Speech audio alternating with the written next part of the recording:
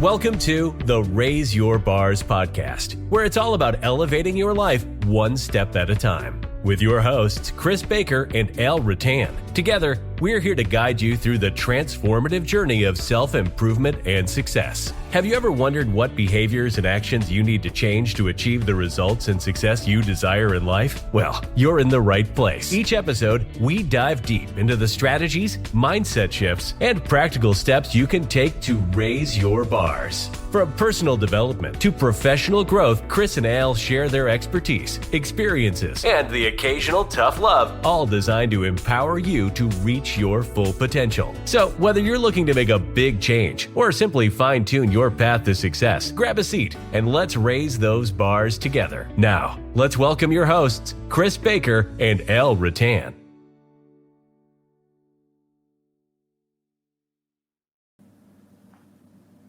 And we're back with part two.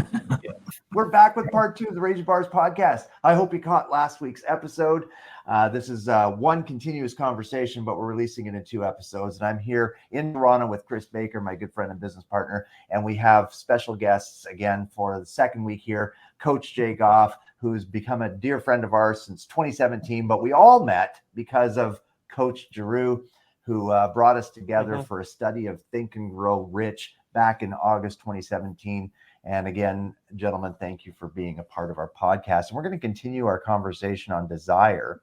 And the one I wanted to throw something out at you, and maybe we can answer this one. What do you think the difference is between desire and what Napoleon Hill calls a burning desire? What would you say is the difference? Can I take it? Yes, please. Sure. Well, thank you again for having us this week. I really appreciate the conversation and the fact that we are talking about something that's important.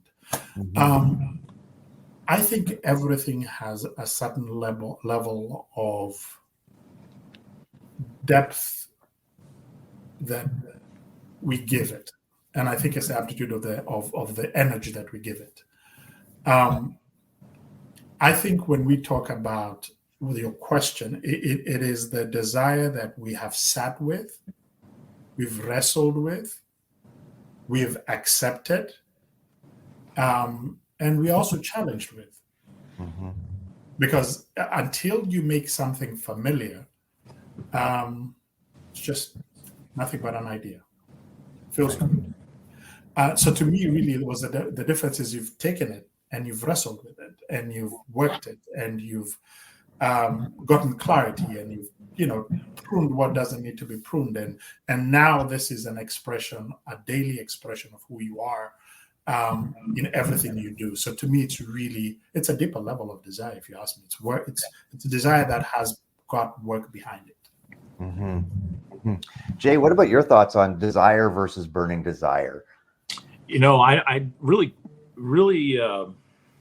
first of all, I appreciate you guys having us back on again for part two, and it's great to be here with you. What Giroux had to say, I think really encompasses a lot. I think the difference between desire and a burning desire, okay, you can stub your toe and it hurts, but you get over it. You move on, and then you forget about it. A burning desire, you broke your toe. You're never going to forget that one. Okay? You're never going to. And I only use that because I stubbed my toe this morning and it still hurts. So it's still fresh on the mind. It's still fresh on the mind. Okay. But I do believe that the burning desire, it to keep it simple, and we've all heard this before, is it keeps you up at night. It's hard to go to sleep. In the morning, you don't get enough sleep because it wakes you up early. And you want to jump in on that. You want to get started on that. You see the end result. I think the desire is attached to the end result that you see, the great vision, the grand vision. So all these small things you do every single day that leads up to it comes from that burning desire. But a lower level of desire, I think, is essentially, okay, well, there's some things I want to get done. I can't wait to get that done. But but I'm not that excited about it. I think desire is something we want to do, but I think there's also a level of excitement and anticipation that equates to the level. Would you say maybe like the difference between a want and a need? Oh, yeah.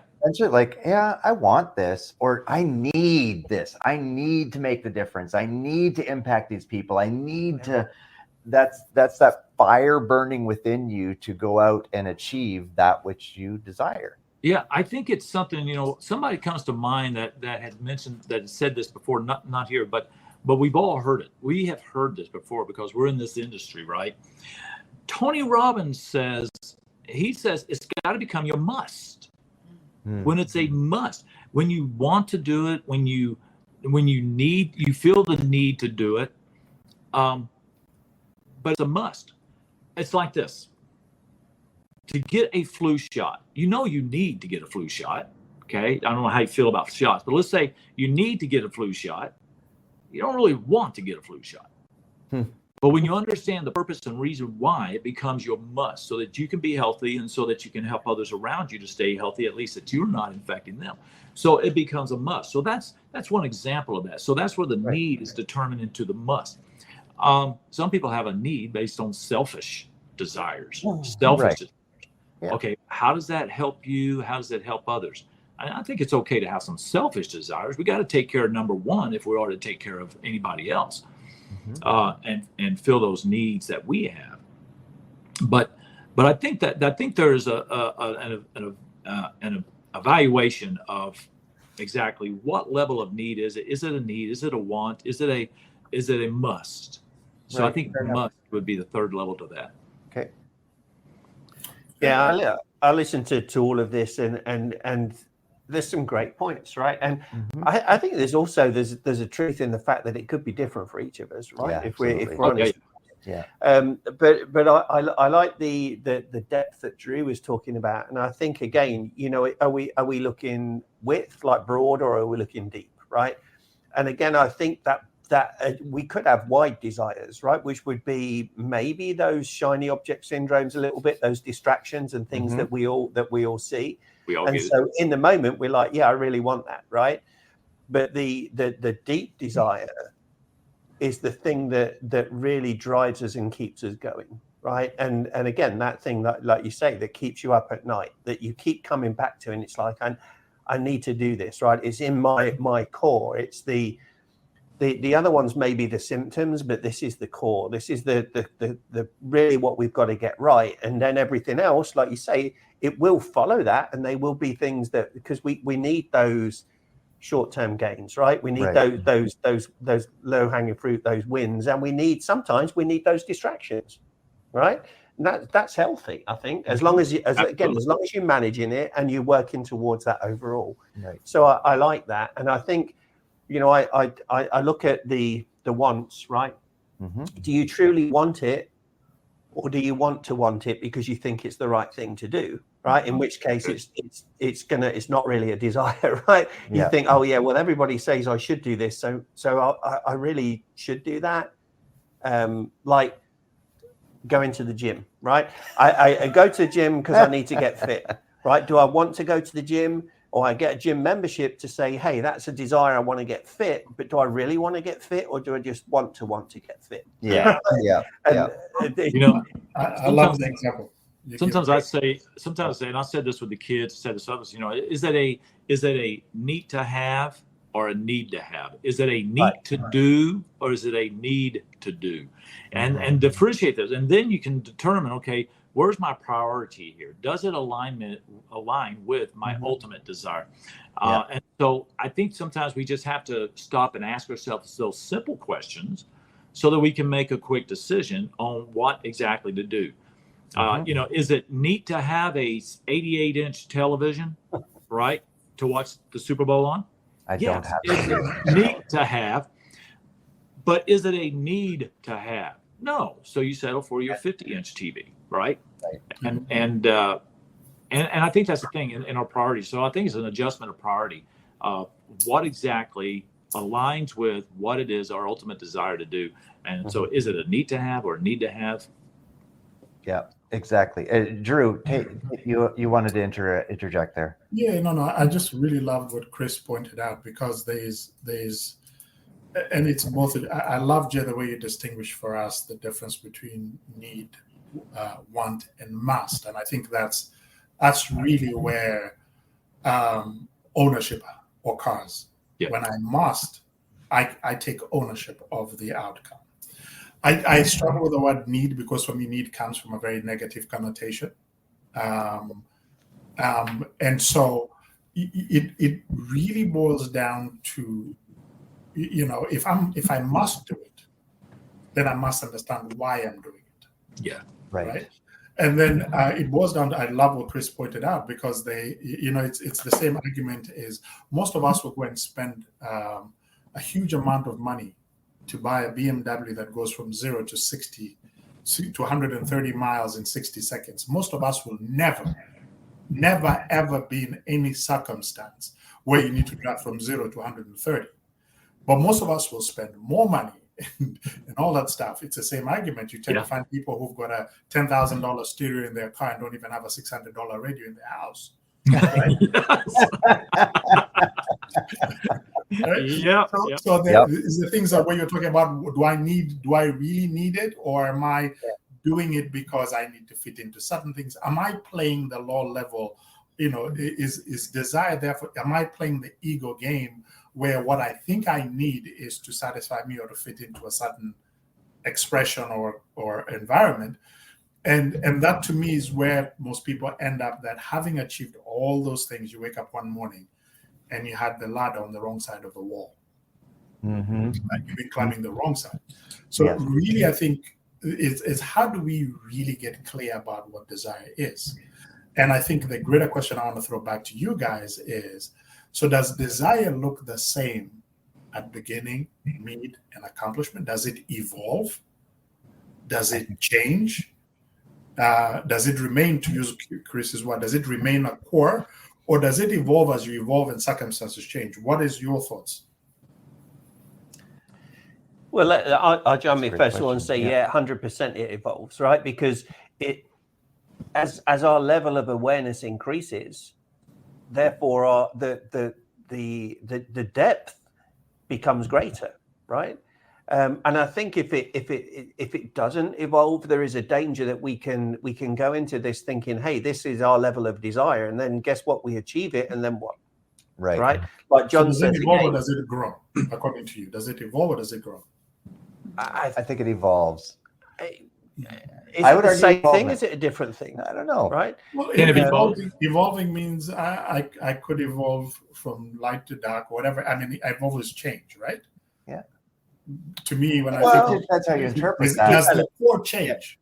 Yeah. I look at it as developing, right? Mm-hmm. So as it develops, I don't think it should go from A to B, right? No. I don't think it should, because if it does, then was it a true desire in the first place? Exactly. Probably not, right? But if it gets an A+++, right, and then it involves more people and it's sort of expanding because of that, but again, will that expand, or is the residual things of what you're doing expanding, right? That are helping feed your desire is feeding them, right? So why you want to do it and the impact you want to have, you could find out that you're impacting more people because of as you grow and you develop and the desire. Let's use the word evolves, right? You realize that, hey, I thought that I just wanted to impact Jay, right? But now I realize that by doing this, I can impact Al, Giroux, and Jay, and then they can go and impact others, and therefore that has evolved, right? So my desire has always been to help other people, right? So develop other people. And Giroux, we were talking in Irvine, California at the Kajabi conference, right? About how, wouldn't it be great to develop programs where we contributed and we created a charity that built not just schools in Africa, but universities, right? So then we started impacting a continent. And so I still have that desire to get leadership principles and a growth mindset, a solution-oriented thinking to teenagers. All right. but it also, I'm doing it through current leaders, right? And so my vision has evolved in terms of I want to be a pinnacle leader, right? So a level 5 on the 5 levels of leadership, where I develop other people that are developing other people, and then the impact of what I'm doing is much broader. Well, if I may, like, I just, as soon as you started talking about this, I automatically went back to John's teaching of moving from success to significance, right? And I think that's really that your desire has evolved. Hey, I wanted to reach this level, but now it's involved so I can actually reach this larger, broader community or whatever it is that you're working on. Impact more people's lives for the positive. So, I don't know. Yeah. I love it. So what I hear you guys saying is the quality of seed determines the harvest. Right. Correct. Yes. So if you plant significant seeds, the tree doesn't change. It just produces more and gives you a bigger shade. Right.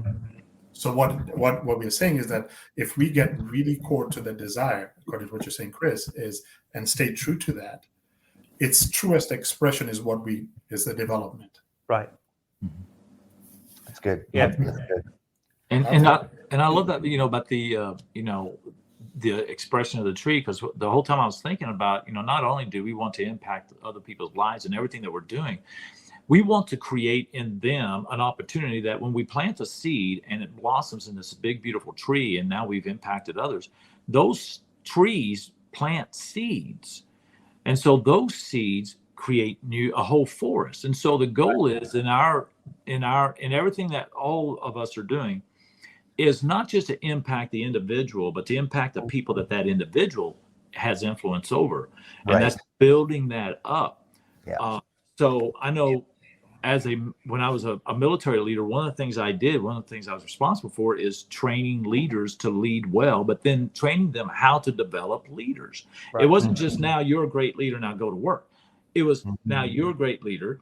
Okay.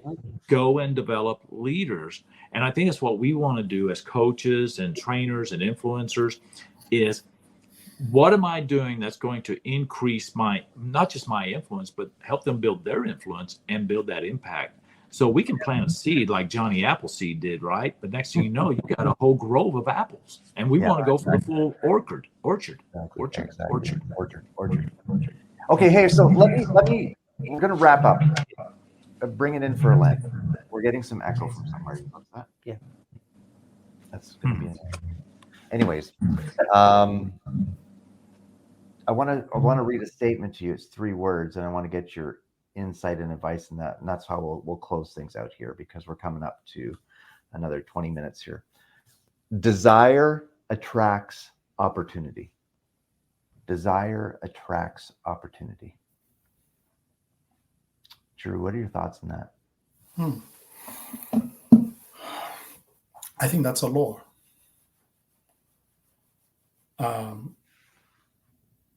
Great desires produce and attract great opportunities. Wrong desires birth wrong opportunities. So to me, it's a law. And it's a law just as much as water can quench you and it can drown you. It's a law. Right?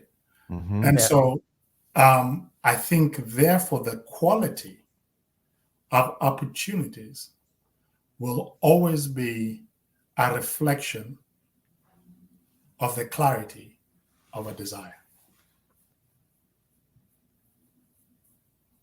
I like that. Yeah. I like that. Jay? I was watching Katrina over here listening to Drew, okay, so I'm busting it. And she is basically listening, and she's looking over at me and going, wow. Mind blown. So, and I'll she's send so right. Katrina her package later on, so. Drew, you're so right on. I mean, oh my gosh, there's a dark side to desire. Like you talk, there's a bad desire, you're going to get bad results. A good desire, great desire, you're going to get great results. You're going to attract. It does fall under the law of attraction. Our persona, our whole being is going to attract exactly who we are not always what we're doing. Mhm. And when we are in an environment that feeds that desire, we give off an energy. We stand taller, we stand prouder, we're smiling, we're in a good mood. People see that, people feel that, and you're going to get more of that. And you're going to be able to give more of that energy when you get that energy. As an entertainer, if I perform for a deadbeat, okay, if I perform for the mortuary, I'm going to give that kind of performance. Sometimes I feel like I perform for mortuaries, okay? But thankfully, for the most part, I get an audience that is high energy, interactive, acting goofy with me because I do a lot of comedy in it. They're having a great time. They're up, they're moving, they're dancing, they're loving it, right? I'm energetic. So that makes me perform even better. So I have a great desire to give a great performance. I get out there and I give that energy, but then I get that energy back and it only compounds. So I think there's a dark side, because if we desire things not aligned with what our values, first of all, do we know what our values are? Some people don't actually have a clearly defined value. Okay, they don't know what their value system is. They just take life as it comes and say, "Ho hum, poor me." Life is what it is. Well, you know, and it's like bashing my head up against the wall when I try to tell them life is how you build it, and you're not building. Right. And so we're going to have a desire in our life that actually does reflect that attracts that. If we got a desire for drugs, we're going to attract drug dealers and drug users. Okay, and but if we have a desire to grow and impact, guess what we're attracting? Chris and Al and Giroux. Yeah, That's a good point. Here's how I look at that as well, and build on both of your ideas there, right? That, like you say, the opportunities exist around us all the time, right? And you know, there's the saying that when the student is ready, the teacher will come, right? And like to Jay's point there, right? If we went downtown Toronto now, right? There's going to be drug dealers and there's going to be positive, uplifting people in that city, right? If we are ready to receive the positive, uplifting people, we'll see them.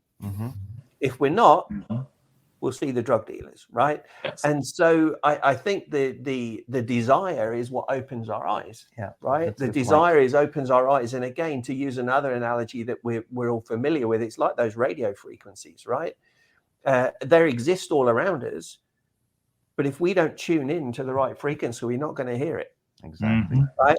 But if we want to tune in and hear that, so if we've got that desire to be world leaders, right, to be influencers, to be part of Giroux's 100 Strong, that was what, you know, attracted us all initially, we tune into that, we're going to see that opportunity. Now, whether we grab it or not is up to us. But if the desire is strong enough, if it's deep enough, if it goes down to a core, we will see it, we will grab it, and we will do everything we can to make it happen. Right. But if we don't tune into it, it doesn't mean it's not there. It just means we don't see it. Yeah, that's true. And I know we're winding up, but just real quick, and I think I want to build on something, Chris. So therefore, going back to the question, Al, that you asked, we must therefore come to the agreement that desire does not create opportunities. Desire gives us the opportunity to recognize existing opportunities. Because I was trying to look for this, and it boils down to something here. What Napoleon says, that you will become what you want to become when you are an expression of your most dominating thoughts that you permit to occupy your mind. Right. So desire to me is almost like a ticket, to use Chris's example. That ticket can take you to the drug dealers, or that ticket can take you to the stock exchange. All of them exist in the same environment. Yeah. So I think I more than anything else, and really I think what I'm hearing us saying is this: I think it really takes intention and great work to do the desire work, which I think most of us do it at a very limited, basic want, conditions, circumstances level. And then we go out in the world and we're wondering, how come there is no convergence of opportunity? You got a drug dealer's ticket, You're trying to go to the stock market. You're on the wrong bus. Yeah. Right? So it doesn't matter how much you do of this until you change this desire or recognize a new desire.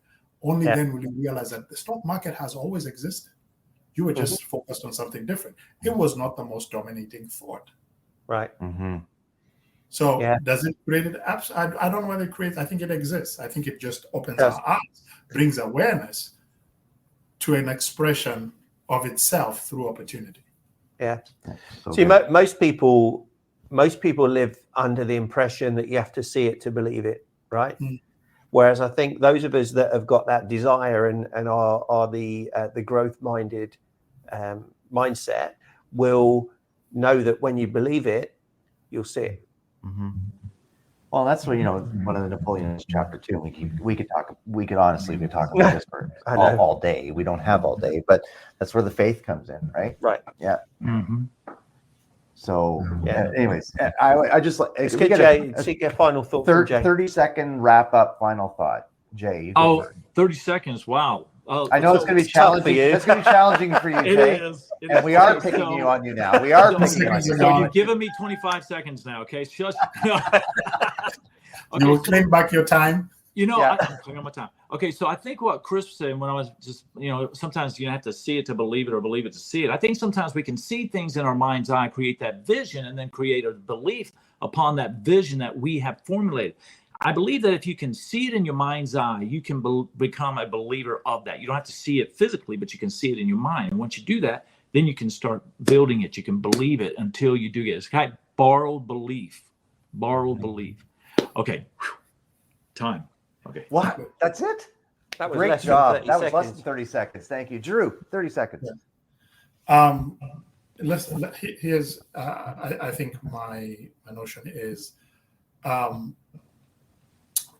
desire is an important foundation to accomplishing what it is that you want. Yes. Taking the time to figure out what desire really means and how it is expressed in your life is probably one of the most important work that we need to do. We tend to do that later after we've done all the other work. Then we want to figure out, can that shoe fit in here? Does what I'm doing fit there? And all that stuff. Instead of us figuring out, okay, you know what? Let me do this now. That is an expression, and everything else will fit in. So I think great topic. I think it is something that we all must do. And thank you for reminding me and us on this call of the value and the work that is required to intentionally express what is seeking to come in and through us. So thank you. Amazing. Yeah, it's always been my desire to see this. So thank you. Did you want to throw anything out there real quick? Let me just clarify on what Jay was saying is the same as what I was thinking, although we said it slightly differently, right? So when I say most people want to see it before they believe it, I mean physically see it. What you're talking about, seeing it in your mind's eye, to me, that's the believe it, right? Yes. So we believe it's possible, so therefore we got that vision, we see it, and then it's like, now let's go and do it. And I love it. And I think that's where we're all at, right? Yes. Yeah. And that's what I love. And I love bringing these our four minds together. Well, five with Katrina sat the other side of the camera. Right? Five. Just taking notes. Yeah. Bring these minds together, because it does elevate the conversation. Because you look at where we started at the beginning of the first episode of this, right, to where we're at, like 52 minutes later on at the end of episode 2, we've all elevated our mindsets, right? We've all elevated our thought processes. And, Katrina can share her notes because like we don't normally write notes down. So it's great. So thank you both for joining us. And exactly. I just want to, again, thank you. It is a great topic, and I truly appreciate both Jay, Drew, Katrina. I appreciate all of you. We'll have to have Katrina on next time. We do a Jay and Katrina and Alan, Chris, and we can, and if Drew wants to join in too, we can. But I want to thank you and honor you both for giving up some of your time on a Sunday to sit down with us and to share your thoughts. I truly love all of you, and I appreciate all of you, and thank you. And for those that have listened, again, I hope you got some value out of this episode of the Raise Your Bars podcast. Sorry. And you can find us on our Raise Your Bars personal growth solutions group. And if you're a business owner, we also have the Raise Your Bars Profit Accelerator Facebook group where we'd love to connect with you. And if you found value in this episode, share it with your friends, family, and coworkers. We would sincerely appreciate that. So again, thank you very much for tuning in. Stick around for a moment after I hit stop here, please, if you don't mind. Thanks for tuning in, everyone. Have a great day. Thank you for tuning in to the Raise Your Bars podcast. If you found value in today's episode, please consider sharing it with your family, friends, and coworkers. We would sincerely appreciate it.